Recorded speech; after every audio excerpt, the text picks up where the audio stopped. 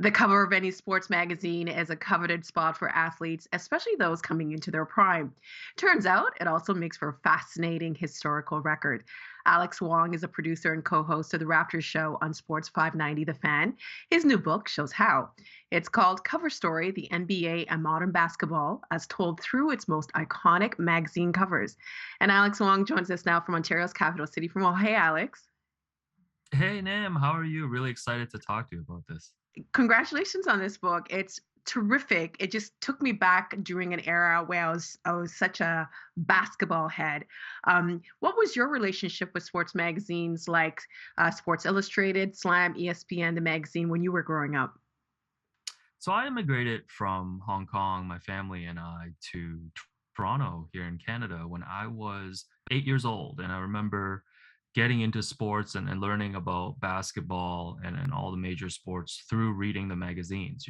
As a lot of kids growing up, I subscribed to Sports Illustrated. And I remember seeing it arrive in the mailbox every Thursday, every Friday, and just devouring it and then compiling the stack of magazines that ended up on in my kitchen. And then when Slam came along, it was incredible as well. So for me growing up, I looked up to anybody that these magazines told me were the stars and were the players worth checking out. So seeing players on the magazine cover was like the first discovery of a lot of athletes that I learned about growing up. Now, this book is not just about basketball, from my point of view after reading it. It also seems to be a book about a golden era in publishing where journalists had such incredible access with these sports athletes. Why did you want to write this book?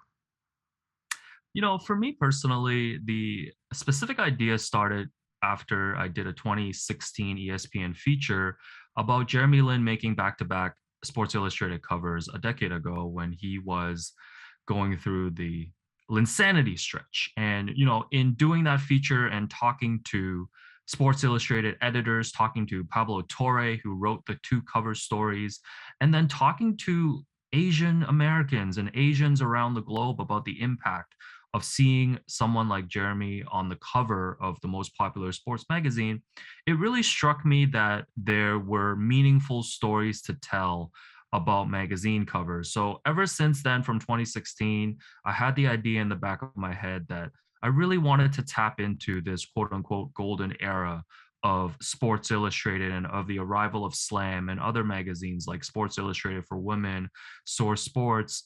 I felt like looking through this particular era of basketball and not just the NBA and just the growth of the sport globally through the magazine covers was a very unique way to really learn about the players and really the changing dynamic, like you mentioned, in sports media between magazines, publications, and players, which, as I was working on this book, I joked with my friends after as I was doing these book promo interviews. I set out to do a basketball book because a lot of features that I like writing are, off the beaten path type features, off the court stories, and this was an extension of that. But I guess inadvertently, I actually put together a book for media members because a lot of people have pointed out that this book did actually dive into a lot of the media dynamics at the time.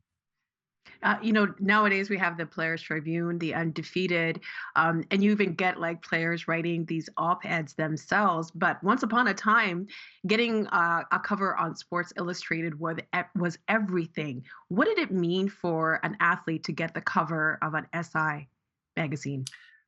That was the most valuable real estate for any athlete who wanted to be on the national stage. Even thinking back when I was doing interviews for this book and talking to writers and photographers who worked in sports and worked at Sports Illustrated in the 80s, they remember seeing Larry Bird and Magic Johnson while they were in college appear on the cover of Sports Illustrated. They remember getting that issue in their mailbox and discovering them really for the first time. And this seems like such a remarkable thing to say, because if you think about now today, the equivalent would be if you did not find out about a LeBron James or Stephen Curry until you received a cover of a magazine in your mailbox, which, like you mentioned, would not be true today because we're being fed all of this content, a lot of it player produced. So back in the day, especially in the 80s and the 90s, even to a player like Michael Jordan, who was on track to become the best player in the world, he knew and he valued the Sports Illustrated cover, and he understood what it meant to be on the cover of that magazine.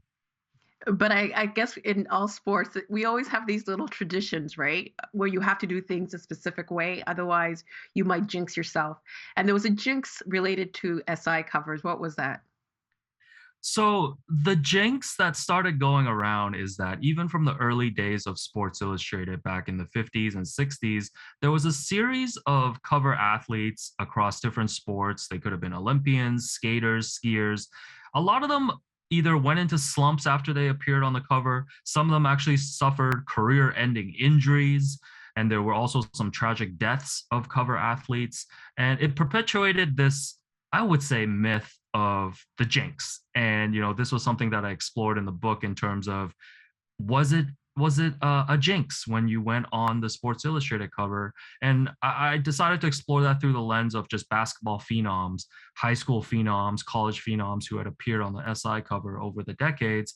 And what I really discovered is that Sports Illustrated was always going to feature a lot of athletes at the height of their career. And sometimes the height of your career is in high school and is in college, because not a lot of players end up translating that success to the pros. Well, speaking of high school phenoms, LeBron James has a really unique relationship with Slam magazine. But you mentioned Michael Jordan, and Michael Jordan has been on more SI covers than any other athlete. Can you talk a bit about the relationship between a generational player and a magazine? For sure. I think basketball was never the most popular sport when it came to the major sports that were featured on the cover of Sports Illustrated over the decades.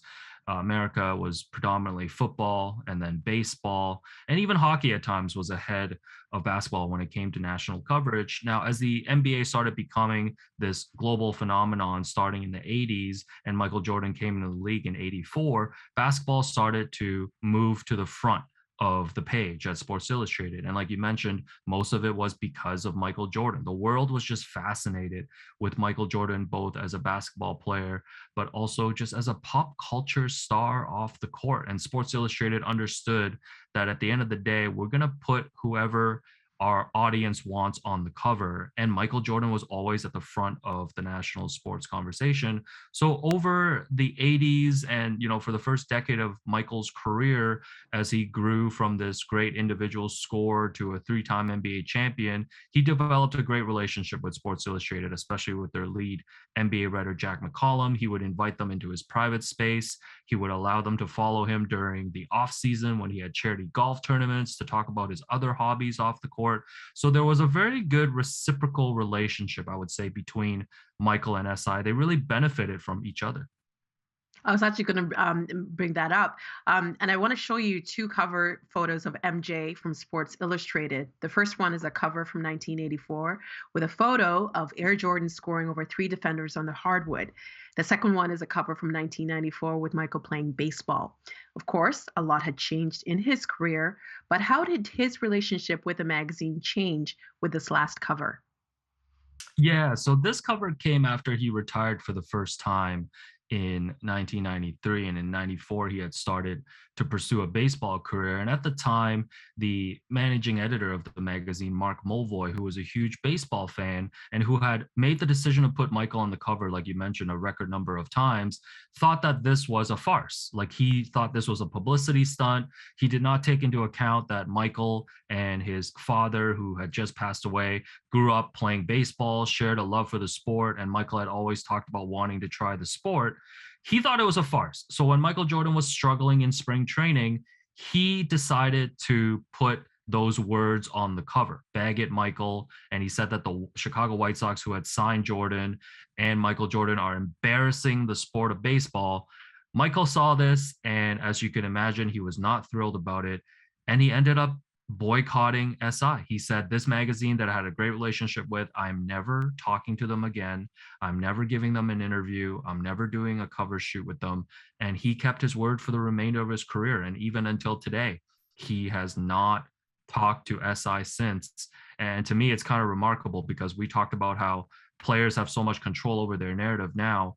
In covering that specific magazine cover in the book, it did make me realize that that was really the beginning of the changing dynamic between the athlete and the publication, because Michael was able to say, I don't need you guys anymore. I don't need you. I don't need to be on the cover anymore. I urge people to pick up the book because you really do go in depth of how much that baseball career meant to him. He didn't give up. He worked really, really hard. You also mentioned something in the book because I think Michael Jordan at the time, even now, a lot of people have this idea that he was very apolitical. He didn't get involved in things. But when SI was trying to repair this relationship, one of their writers was speaking to him, trying to get him to do a piece with him. And Michael Jordan actually said SI should hire more Black writers. And I was taken aback by that, reading that in the book. How did you take that story? For sure. When I heard that in doing my interviews, I was taken aback a little bit as well, because like you mentioned, we've always seen Michael Jordan as this, $1 million pitchman who does ads for his sneaker brand for Gatorade, and he's never really been the outspoken athlete. But I do think behind the scenes, especially when it came to understanding media coverage, nobody was scrutinized as much as an athlete in the 90s than Michael Jordan. And I think from his point of view, because the media was predominantly white, and this is another topic that I dive into in the book when it comes to the coverage of, say, Allen Iverson towards the late 90s. Black athletes are covered a particular way based on the makeup of the media. And, I think for me, that statement showed that Michael was aware of that. Now, obviously, I didn't get a chance to talk to Michael for this book, but I would wonder if Michael thought that if it was a Black editor or a Black writer covering his baseball pursuit, if the stories would have been told differently, if there would have been more empathy towards what he was trying to do. Because I do ultimately think that is what he was hinting at when he told Sports Illustrated writer Phil Taylor to go back and tell his editors, hey, hire more Black writers so they can write from a different perspective that we don't have right now on the national stage. And a magazine that wanted to do that very thing, tell the stories differently, and connect with the players differently, was Slam. And that was, I think they started in 1994. How did Slam differentiate itself from SI? So SI always upheld itself in terms of journalistic standards. They hired the best writers. They were unapologetic when it came to doing investigative journalism. Even if they had relationships with someone, say Michael Jordan, they were also not afraid to criticize him when they felt like it was warranted. Now, this is not to say that Slam had no journalistic standards, but Slam came in as this young, hip magazine, and they were right away very open about the fact that they were a player-friendly magazine. This was a magazine created by basketball fans for basketball fans. And what they did was, hip hop was taking the stage on the mainstream in the late 80s and early 90s. And a lot of these basketball fans who ended up becoming editors and writers at Slam grew up in this hip hop culture, and they saw the merger between hip hop and basketball culture, and that's how they covered it. They did not just cover the players on the court. They just did not just talk about the games. They were there to talk about the apparel that they were wearing. They had an entire section devoted to sneakers. They asked players different questions in terms of, hey, what are you listening to your Walkman when you're coming into the arena, and things of that nature. So it was about opening up the culture of basketball to a younger generation. I want to show some covers from Slam, but again, in the sports arena, there's always that little bit of competition, and I guess SI kind of got one over on Slam with LeBron James. Can you tell us that story quickly? Sure. So LeBron James was still a sophomore in high school in Akron at the time. And we have to separate what we know about LeBron now as we're hearing this story, because nobody knew he was going to go on to become LeBron James. Now, certainly there was a lot of hype about him, but there's always hype around the best high school players around the world. So Slam actually was the first magazine to go to Akron, and the writer Ryan Jones had gone there, found out about him, and wrote this great feature about him. But when it came time to decide whether to put him on the magazine cover, the founder of Slam, Dennis Page, said no. He did not want to risk putting a high school phenom on the cover and for the magazine to backfire on newsstands and not sell, because not a lot of people knew about LeBron. Now, a little about 6 months later, SI was working on the same story, and they had a debate over whether LeBron should be on the cover, because over the years, they had put high school phenoms on, and it goes back to the SI jinx. A lot of them ended up not panning out, and the SI cover ended up being this haunting image of these players who never made it. But ultimately, the editors were convinced that LeBron was going to be the next big thing. And in this case, they were correct. So they put him on the cover and they called him the chosen one. And it's such an iconic cover that it still gets referenced today. And LeBron actually loved the cover so much, he got a chosen one tattoo on his back. So Slam was, needless to say, a bit upset. Dennis Page, the founder, told me that this remains his single only regret when it comes to Slam magazine covers. But if there's any silver lining, over the years, LeBron has built a relationship with Slam that's similar to what Michael Jordan had with Sports Illustrated. And speaking of Slam covers, we have a few that we're going to show, and we'd like to get the backstory from you. And this is from the 1996 draft class with the Fuji's "Ready or Not." Here they come printed at the bottom. This cover was a lot was happening behind the scenes, and it only lasted 90 seconds. What's the story behind this cover? So this was only Slam's 15th issue, and at the time, the NBA actually weren't huge fans of them because they would trash talk players, they would make fun of the league, so they weren't really a favorite of the NBA. So when it came time to request a photo shoot, the league wasn't really out to try to help Slam organize this group photo shoot. But what happened was there were people in the league who secretly loved Slam, and they actually had agreed to help them if they flew to this rookie orientation event where all of these rookies would gather to take photo shoots for basketball cards and learn about the league. So basically, a group of Slam writers and photographers went incognito and flew to Orlando and were given 90 seconds as these players were going on a lunch break during their orientation. And they had to pull all of them against this brick wall backdrop and take what ended up being one of the most iconic cover photos of all time. It's like a heist. It should be turned into a movie. I want to show you another cover. This is my favorite player of all time, Allen Iverson, and this kind of pays homage to Dr. J. Dr. J. Allen Iverson is in a retro jersey holding a red, blue, and white basketball. How did this shoot come together? So managing editor Tony Gervino was in the office one day flipping through old photos of Julius Erving, like you mentioned, from the ABA basketball days. And he was trying to think of an idea because they were doing a quote unquote throwback themed issue. And he saw a photo of Julius Erving posing in this way. And he thought, wouldn't it be perfect if we got Allen Iverson to blow his hair out, wear a throwback Sixers jersey, and hold this old ABA ball? Now, this is considered by many people, including people at Slam, as the most iconic cover in the publication's history. And I would agree as well, because I think it has all the qualities of what Slam wanted to do in terms of empowering its players and promoting them in a way that showed them in an authentic manner on the cover. Now, some of the backstory of this that's covered in the book is that around the time that Allen Iverson entered the league, there had been a lot of backlash against him. And again, it was a predominantly white media covering a black athlete. And there were a lot of questions about the friends that Allen Iverson hung out with, about the jewelry that he wore, about the tattoos that he had. The coverage was essentially pretty racist. And one of the things that ties into this is that around this time, Allen Iverson had been on the cover of Hoop magazine, which was an official NBA publication. And what the NBA did was Photoshop out his tattoos and jewelry. So they basically wanted to sanitize AI and create a particular image because they didn't like what he looked like, and they were caught.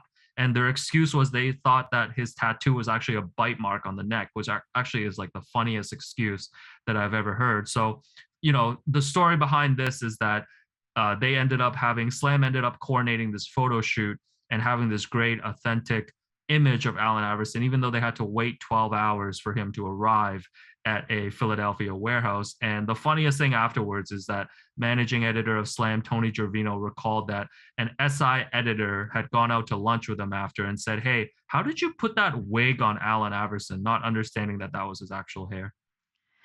Some of these stories that you tell, like if that stuff happened now, it would just be, and I think AI was so misunderstood that backstory that you give when he made that comment about it's just practice, just practice. People not realizing that he just lost a dear friend. The way he was portrayed is just, anyway. Anyway, we only have a few minutes left. I mean, I could talk to you for an hour on this book. I wanted to shift gears a little bit and talk about athletes who were largely ignored on magazine covers. How were women's sports portrayed on these magazine covers? Yeah, so one of the chapters in the book that I did was centered around a 1996 Sports Illustrated Summer Olympics preview cover, which featured the Team USA women's national basketball team. Now, I think a lot of fans are familiar with the 1992 Barcelona Olympics when Michael Jordan, Larry Bird, Magic Johnson, Charles Barkley, and the Dream Team was the main conversation. When it came to 96, those Olympics were the summer of women, and women's basketball had just not gotten a lot of attention at the time. The WNBA was just starting.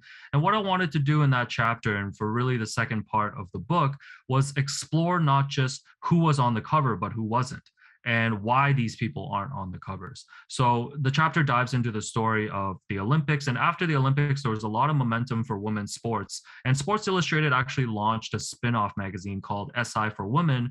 They went through a couple of names and different managing editors over the years. And I had a chance to track down the editorial team, and I had a chance to actually flip through a lot of the issues that came out during that time. And it was this wonderfully creative magazine that covered sports from a very different angle and featured women athletes that a lot of people had never heard of.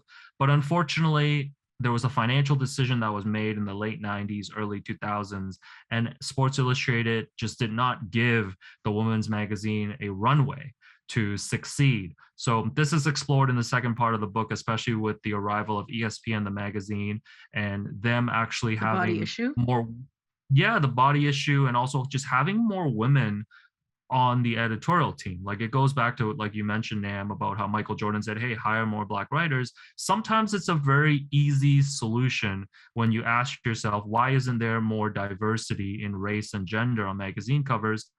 It's because the decision makers in the room are not very diverse. So I wanted to explore those as well, because as much as this book is about celebrating the cover athletes and telling the backstories, I thought it was important too to understand ultimately why certain people make it on the cover and why certain people don't.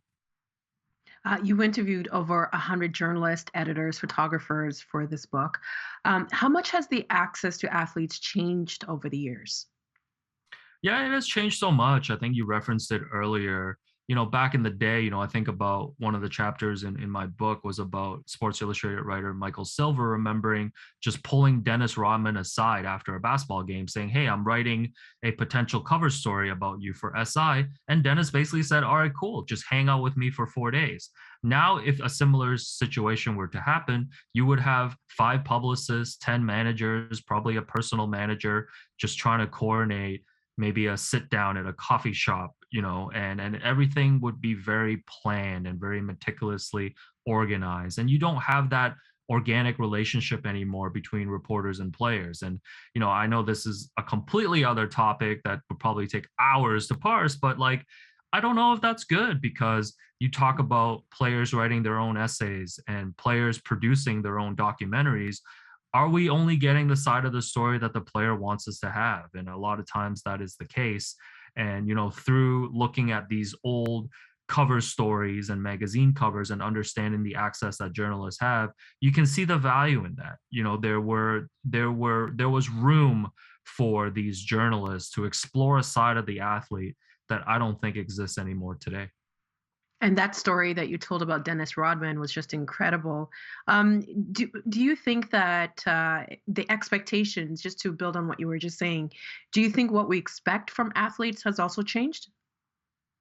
For sure. I think this is just a societal thing in terms of when you look at athletes and you look at the platform that they have now, because we live in the social media era. If you have a voice, if you have a platform, I think you're always expected to speak out.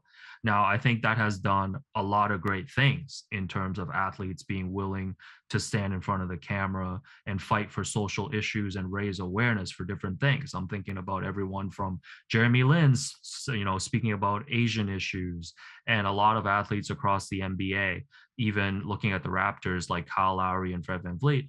But on the flip side, as we've lived in this pandemic for the last couple of years, we have also seen athletes use their platform to spread misinformation. I think about players like a Bradley Beal or Andrew Wiggins when they were asked about the vaccine, and they were very against it, but they did not really provide a lot of scientific information. And when you use your platform that way, I think sometimes you allow yourself to spread information in a way that could be dangerous as well. So I think, as with everything, there is really two sides to it. And I do think there is a certain expectation now when it comes to athletes, but it is sometimes a slippery slope in terms of how much you want these athletes to speak on issues, especially if they have not educated themselves on them. I do miss the days of being excited to go to the mailbox to get that magazine cover. Alex, congratulations on the book. It's terrific. I know you're working on a book on the Raptors, and hopefully we can have you back on the show. Congratulations. I really appreciate it, Nam. The Agenda with Steve Paikin is made possible through generous philanthropic contributions from viewers like you. Thank you for supporting TVO's journalism.